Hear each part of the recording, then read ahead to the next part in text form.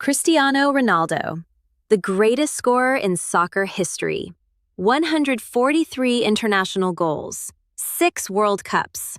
And tonight, in what could be his last ever World Cup match, he touched the ball, he pressed, he pleaded, and produced absolutely nothing.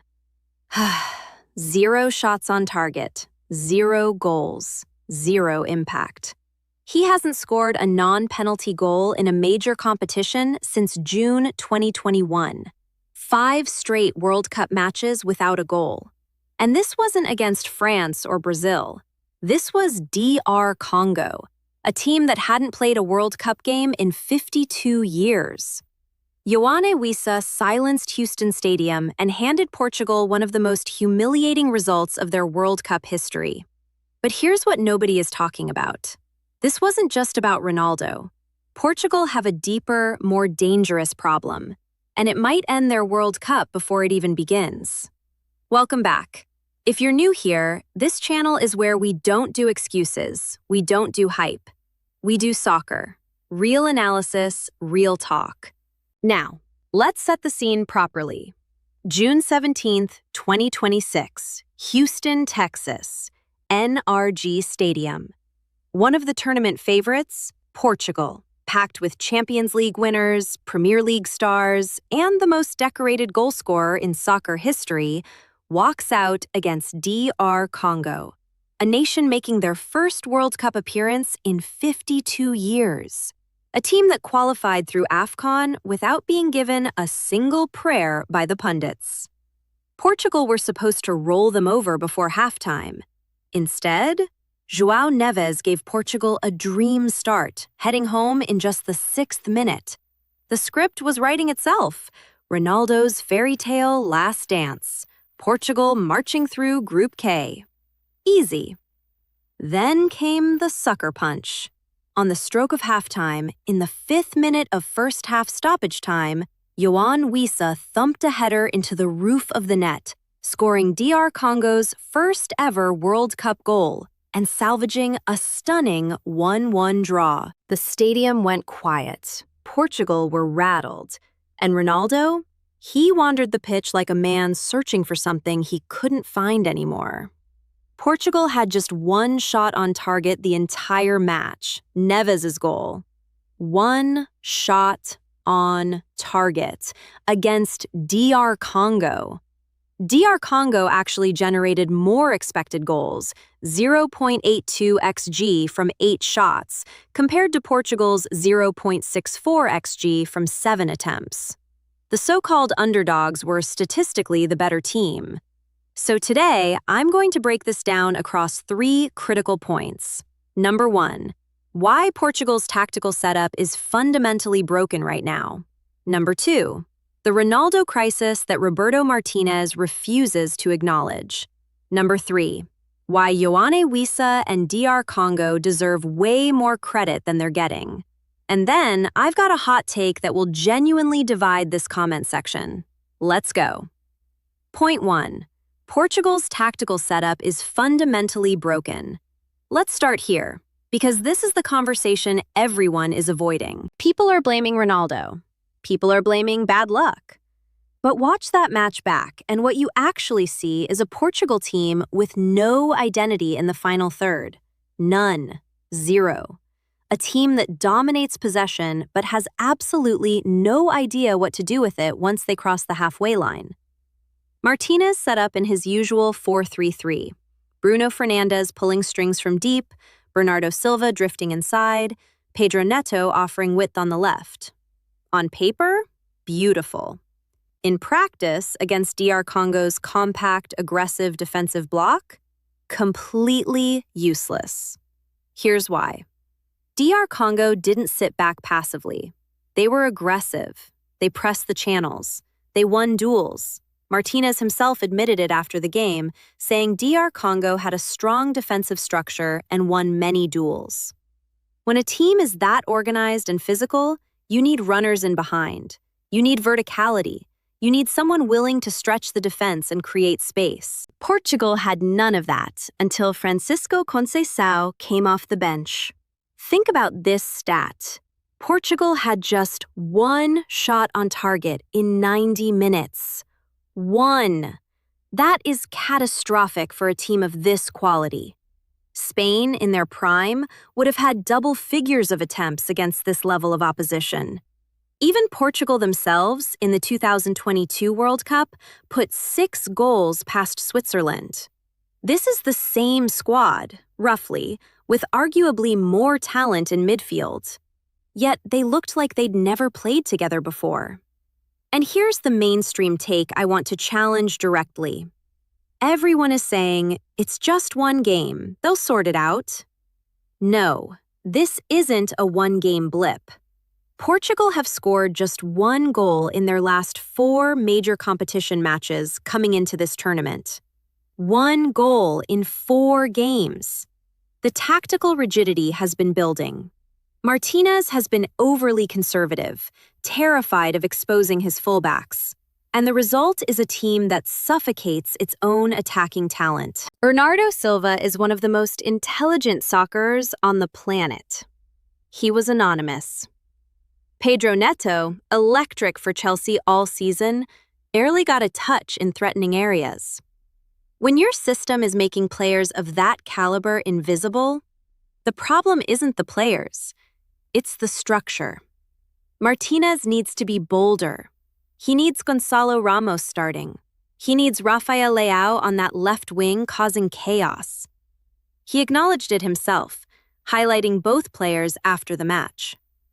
So why weren't they starting? That's a question Martinez still hasn't answered properly. Point 2. The Ronaldo crisis Roberto Martínez is refusing to face. Right, here we go. Ronaldo is 41 years old. He played 90 minutes tonight. He had 3 shot attempts, not one of them on target. It was the 6th time in his World Cup career he finished a match without a single shot on target. 6th time. At the biggest tournament in the world. And Martinez, when asked whether he considered substituting Ronaldo as Portugal chased a winner, said, and I'm not making this up, "It makes no sense to get the best goal scorer in world soccer out in a game that you need goals." Think about that sentence. Really think about it. The best goal scorer in world soccer. In a game where you need goals. Didn't score. Didn't even test the keeper. Generated 0.0 expected goals from open play. And his manager's defense is his reputation from a decade ago. Ronaldo hasn't scored a non-penalty goal in a major competition since June 19, 2021. That's 5 years ago. Messi, meanwhile, bagged a hat-trick in Argentina's opener. The contrast is brutal. Poetic, almost, if you don't support Portugal. And look, I respect Ronaldo enormously. What he's achieved is untouchable. But respect for a legend cannot become an excuse for tactical negligence. When Conceição came on in the second half, Portugal looked immediately more dynamic, more direct, more dangerous. A 22-year-old kid brought more energy in 30 minutes than Ronaldo did in 90. The hard truth? Ronaldo walking straight to the dressing room at full time, bypassing the media, bypassing his teammates? That image told you everything. He knows. Deep down, he knows. And the longer Martinez protects him from that conversation, the earlier Portugal's World Cup ends. Point 3. Yoane Wissa and DR Congo deserve massive respect. Because we need to stop framing this result purely as a Portugal failure. That's lazy analysis. And it's disrespectful to what DR Congo actually did tonight. Let's put this in context. DR Congo hadn't played a World Cup match since 1974. Back then, they were called Zaire. Over half a century of absence from soccer's greatest stage. And in their very first game back, against one of Europe's most talented squads, they didn't just survive. They competed, they created, and they scored. Yoane Wissa. Remember that name if you don't know it already. Brentford fans have known about this man for years. Premier League watchers have seen flashes of his quality. But tonight, on the biggest stage in world soccer, Wissa delivered a moment of genuine world-class execution. 5th minute of first-half stoppage time. Arthur Masuaku whips across to the back post from a short corner, and Wissa, completely unmarked, absolutely thunders a header into the roof of the net. Technically, that finish was perfect. The positioning, the timing of the run, the power of the header, that wasn't a lucky goal. That was a clinical striker doing what clinical strikers do. And here's what the stats back up.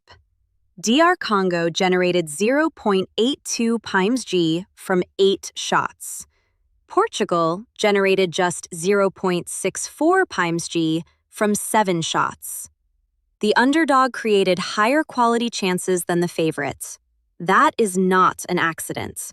That is a game plan executed brilliantly by Sébastien Desabre, a coach nobody outside of African soccer was talking about before tonight. Desabre set his team up with discipline and intelligence. They pressed at the right moments, they defended compactly in their own half, and when the opportunity came, on a set piece, because Desabre had clearly done his homework on Portugal's vulnerability from corners, they punished Portugal ruthlessly. DR Congo now sit joint top of Group K with 1 point. They face Colombia and Uzbekistan next. And I genuinely believe they can reach the knockout stages. Don't sleep on this team. Wissa, Cedric Bakambu, Arthur Masuaku. This isn't a naive outfit just happy to be here. These are professional soccerers who play at the highest club level, and they showed every single bit of that quality tonight. Africa is making a statement at this World Cup.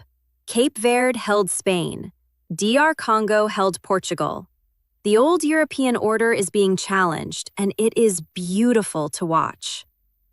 The hot take. All right, here it is. The take that's going to split this comment section straight down the middle. Cristiano Ronaldo should not start Portugal's next game against Uzbekistan. And if he does start, and Portugal don't win convincingly, Roberto Martínez should drop him for the knockout stages. There, I said it. This isn't about disrespecting a legend. This is about soccer reality in June 2026. Ronaldo is no longer a goal scorer at international level. He is a brand, a symbol, a talisman. And talismans don't win soccer matches. Goals win soccer matches. Pressing and movement and intelligent positioning win soccer matches. Goncalo Ramos started the 2022 World Cup on the bench. He came on and scored a hat-trick against Switzerland. He is younger, faster, sharper, and right now, demonstrably more effective in the Portuguese system than Ronaldo. Martinez dropping Ronaldo would be the bravest decision in Portuguese soccer history. Braver than anything on the pitch, because the backlash would be volcanic. The media storm would be unprecedented, but sometimes the bravest decision is the correct decision. Portugal have too much talent. Bruno, Bernardo, Neves, Leao, Conceição, Ramos, to waste another World Cup babysitting a legacy. Either Ronaldo rediscovers something extraordinary against Uzbekistan, or Martinez makes the call that defines his entire tenure. There is no middle ground anymore. The clock is ticking, and Portugal cannot afford another night like this.